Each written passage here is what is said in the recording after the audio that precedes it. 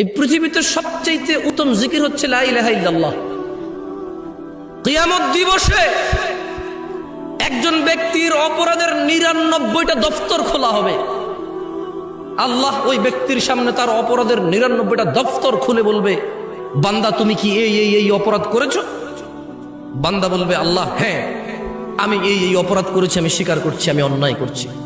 বান্দা লজ্জিত থাকবে আল্লাহর সামনে তার অপরাধ দেখে। সে তার 99টা বই না দফতর, লাইব্রেরিও না, দফতর, বিশাল বড় বড় অপরাধের দফতর। ও আপনি বলছেন জামশেদ ভাই 60 বছর জীবনে এত অপরাধ? আরে ভাই, আপনি না 60 বছর বাঁচেন, নূহ আলাইহিস সালাম 950 বছর শুধু দাওয়াত দিয়েছে, তাহলে উনি কত বছর বাঁচছেন, ওনার উম্মত কত বছর বাঁচছে? বুঝাইতে পারি নাই মনে হয়। আপনি নিজের 100 বছর জীবন, শুধু কি বিচার আপনার হবে? নূহ আলাইহিস সালামের উম্মতের হবে না? কি নূহ আলাইহিস সালামের উম্মতের বিচার হবে না? আদম আলাইহিস সালামের উম্মতের বিচার হবে না? মুসা ঈসা আলাইহিস সালাম আজমাইনের উম্মতের বিচার হবে না? তো সব নিজের দিয়ে বিচার করেন কেন? হ্যাঁ, হতে পারে এই 60 বছরে এই ইন্টারনেট। আচ্ছা একটা কথা বলি, একটা লোকের ডিশ কেবল ব্যবসা আছে। কি কেবল ব্যবসা?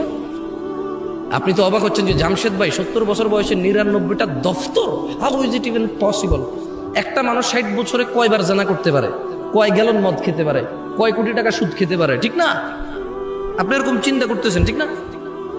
ধরে নেন তো একটা সুদী ব্যাংকের মালিক, যে সুদী ব্যাংকটা প্রতিষ্ঠা করছে আরো 20 বছর আগে, তার ব্যাংকে প্রতি মাসে 5,000 কোটি টাকার লেনদেন হয়। সে কত হাজার কোটি টাকা সুদের সাথে দায়বদ্ধ হয়ে গেল? কত হাজার?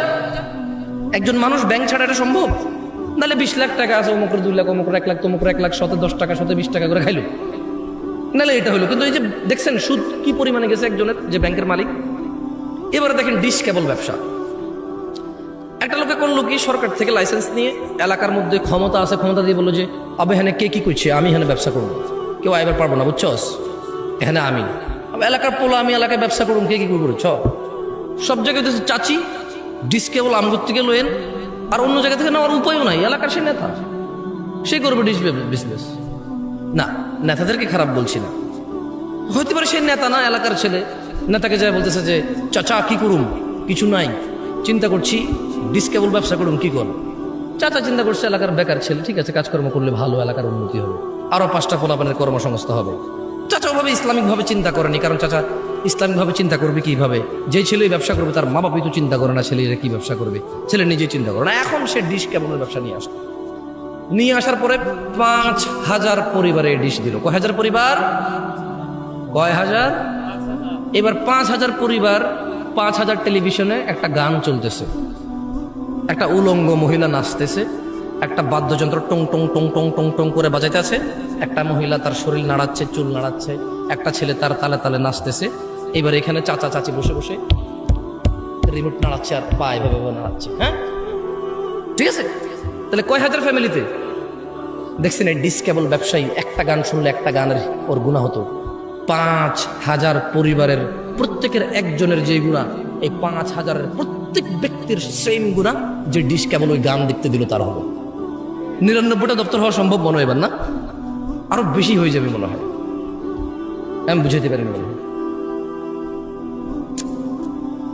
আমি যখন আরো একটু ছোট ছিলাম, আর স্বাভাবিক সবাই ছোট থেকে আস্তে আস্তে বড় হয়, এখনো ছোট আপনাদের তুলনায়, কিন্তু যখন আরো ছোট ছিলাম আর কি, তখন যখন এই হাদিস পড়ছি আমি চিন্তা করলাম যে একটা যুবক ছেলে নাইলে দিনে একবার হস্তমৈথুন করে, এরপরে সে ভয় পেয়ে যে তার যৌন শক্তি নষ্ট হয়ে যাবে, বলে যে আস্তাগফিরুল্লাহ আস্তাগফিরুল্লাহ, আর করবো না, 1 মাস আর করে না। নাহলে 15 দিন একটা মেয়ের সাথে কথা বলে, নাহলে একটা মেয়ের পিছনে 1 বছর টার্গেট দিয়ে ঘরে ঘরে বিয়ে করবে, একটা অপরাধ জেনা।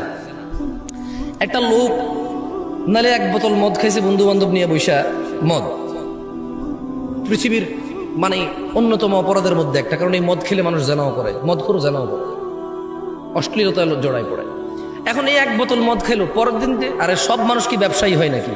এই এলাকার পোলাপানে সিগারেট খায়, খুঁজা খায়, আমি জানি এরকম বহুত পোলাপান আছে, দোস্ত একটা দিয়ে, তার কাছে টাকা নাই একটা সিগারেট খাওয়ার, তো তাহলে কয় প্যাকেট সিগারেট খাই দিল? অত টাকা নাই তো, ওর আব্বা ওরা যে টাকা দিয়েছে, স্যান্ডেল কিনছে, জুতা কিনছে, মোবাইলে রিচার্জ করছে, পাবজি খেলার জন্য, প্রেমিকার মোবাইলও কিছু টাকা পাঠাইছে, এরপরে কয় টাকা থাকে সিগারেট খাওয়া দিল? ভাই, ওর বাপ একলা ইনকাম করে, সারি বাইরে পকেট খরচ দেয়। তো দেখলাম যে আমি যখন ছোট ছিলাম চিন্তা করলাম যে আসলে সে যে অপরাধ করে, অপরাধের তো সীমা আছে। আপনি একটা মহিলার সাথে ঘুমালেন জানা করতে, কতক্ষণ তার সাথে ঘুমাবেন? কতদিন লাগাতার এভাবে আপনি জানা করেন? আমি চিন্তা করলাম 99টা দফতর খুলবে অপরাধের। হাউ একটা মানুষ, এই সাউন্ড একটু কমাও তো ভাই, একটু সাউন্ড একটু কমাও, ওই কানে লাগে, হালকা কমাও। তো আমি তখন যখন ওই যে আরো ছোট ছিলাম, আমি সৌদি আরবে ছিলাম তখন। তো সৌদি আরবের পোলাপাইনের যে আমার বন্ধু বান্ধব, তাদের অপরাধ, সৌদি পোলাপাইন আর আমি কি সমান? এমনি ছোটবেলায় সাইকেল টাইকেল চালাইছি ওদের সাথে, একলা পাহাড়ের উপরে বসে মুরগি টুরগি জ্বালায় খাইতাম। তো এদের অপরাধের মধ্যে দেখতাম যে গান শুনে দু চারটা গালাগালি করে, মাঝে মধ্যে একটা দুটো সিগারেট খায়। এর বাহিরে ধরেন এইগুলো কমন অপরাধ আর কি। হ্যাঁ, এর মধ্যে ধরেন কতক্ষণ গান শুনে, কতক্ষণ আস্তাগফিরুল্লাহ আস্তাগফিরুল্লাহ, সৌদি পোলাপানের কথা বলতেছি। হ্যাঁ, ওই বন্ধুর একটা ঠুস করে একটা গালি দিয়ে দিল, গালি দিয়ে বললো যে লা হাওলা ওয়ালা কুওয়াতা ইল্লা বিল্লাহ, সর তুই থাকলে গালাগালি হচ্ছে। মানে দেখতেছি ইনস্ট্যান্ট আবার সে আল্লাহর কাছে ক্ষমা চাচ্ছে, অপরাধ করতেছে। তো আমি যখন এই হাদিস পড়লাম যে একটা মানুষের সামনে আল্লাহ বিচারের মাঠে 99টা দফতর খুলবে, দফতর, শুধু এগুলো সব অপরাধ। তখন আমি চিন্তা করলাম, আচ্ছা এই সব অপরাধ একটা লোক 60 বছর বাঁচে, এত দফতর হবে কিভাবে? ছোট মানুষ না। যেমন আপনি ছোটবেলায় মনে আছে কিনা, আপনার আম্মা আপনাকে গল্প শোনাইতো, তুই যে আম্মুর কথা শুনোস না, আম্মু মরে গেলে তোরা আরেক বিবাহ করলে, সৎমা আসলে কথা না শুনলে তখন কি করবি, এরকম শুনেছে না?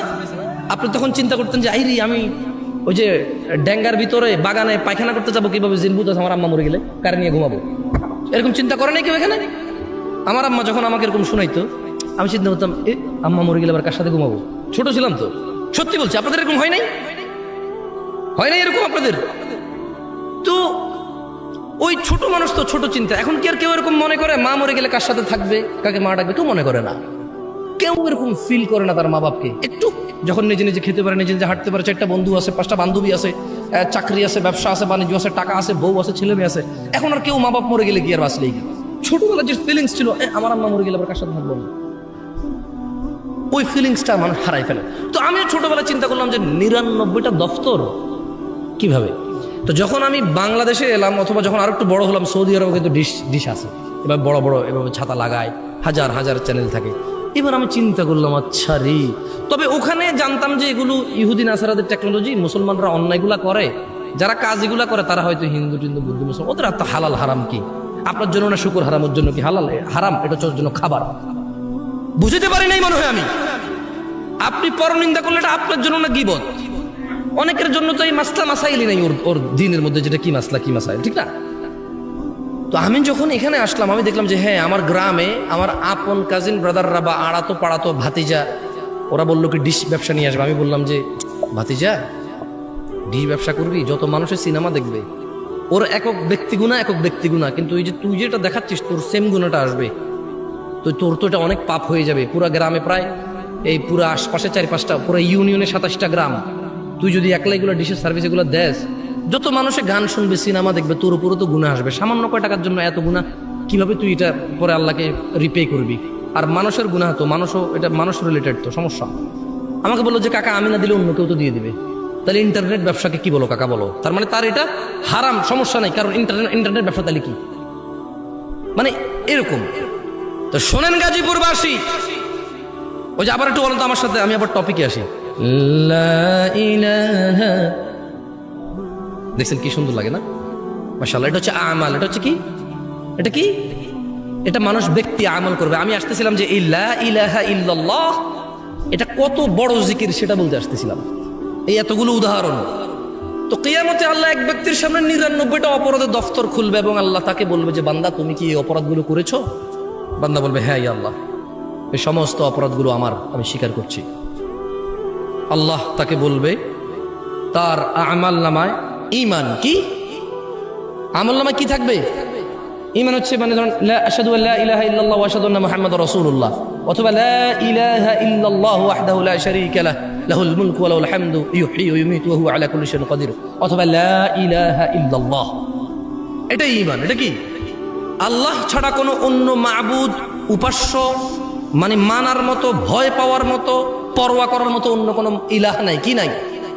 ইলাহ নাই। এটা হচ্ছে লা ইলাহা ইল্লাল্লাহ, যেটা আপনি জিকির করেন প্যান্ডেলে বসে, সবাই মিলে একত্রিত করেন, অথচ কেউ এখান থেকে বেরিয়ে গিয়ে আর করেন না।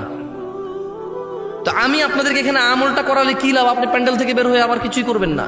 আমি শিখিয়ে দিচ্ছি এই লা ইলাহা ইল্লাল্লাহর কত ক্ষমতা। 99টা দফতর অপরাধের একটা পাল্লায় রাখা হবে, একটা কাগজের টুকরোর মধ্যে ওর লা ইলাহা ইল্লাল্লাহ লেখা থাকবে। ওকে বলবে যে ওর মিজানে দিতে, ও বলবে যে ইয়া আল্লাহ 99টা দফতর অপরাধের আর লা ইলাহা ইল্লাল্লাহ। আল্লাহ আপনি কি বলছেন? আল্লাহ আল্লাহ বলবে যে ঠিক আছে তুমি দেখো না। ওর এই কাগজের টুকরো লা ইলাহা ইল্লাল্লাহ ওর পাল্লার মধ্যে রাখবে, ওর লা ইলাহা ইল্লাল্লাহ ভারী হবে। এটা হচ্ছে লা ইলাহা ইল্লাল্লাহ জিকির, যেটা আপনারা এখানে বসে বসে সবাই মিলে করেন। আপনাদের কাছে মনে হচ্ছে এটা একটা আনুষ্ঠানিকতা, কেউ একজন আসবে এখানে, এসে আপনারা সবাই বসে থাকবেন, এরপরে তার সাথে বলবেন লা ইলাহা, ব্যাস, এরপরে শেষ। এটা নাই। এখান থেকে উঠছেন নাই, ঘরে গেছেন নাই, দোকানে গেছেন নাই, রাস্তাঘাটে নাই, মসজিদে নিজে নিজে নাই, শুধু মাহফিলের একটা অনুষ্ঠান। এটা আপনি ভেবে নিয়েছেন। এই জন্য আমি আপনাকে আমল করাবো না, আমি আপনাকে শিখিয়ে দিলাম বেশি বেশি আল্লাহর জিকির করবেন, লা ইলাহা ইল্লাল্লাহ জিকির করবেন, আশহাদু আল্লা ইলাহা ইল্লাল্লাহ ওয়া আশহাদু আন্না মুহাম্মাদার রাসূলুল্লাহ, লা ইলাহা ইল্লাল্লাহু ওয়াহদাহু লা শারীকা লাহু, লাহুল মুলকু ওয়া লাহুল হামদ, ইউহয়ী ওয়া ইউমীতু ওয়া হুয়া আলা কুল্লি শাইইন কাদির।